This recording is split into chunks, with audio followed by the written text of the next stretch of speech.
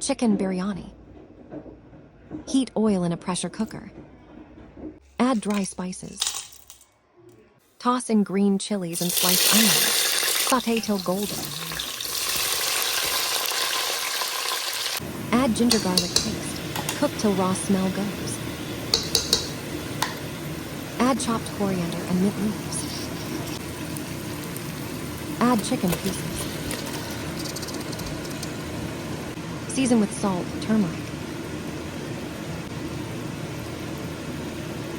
Add red chili powder, coriander powder,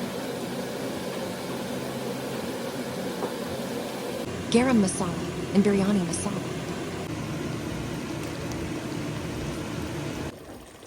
Mix in chopped tomatoes. Cook till soft. Stir in curd. Cook until oil separates. Add soaked rice.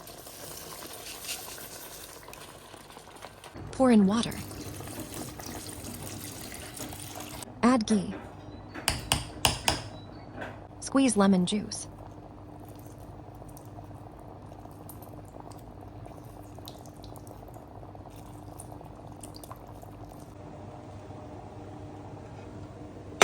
Close lid. Pressure cook for 1-2 whistles.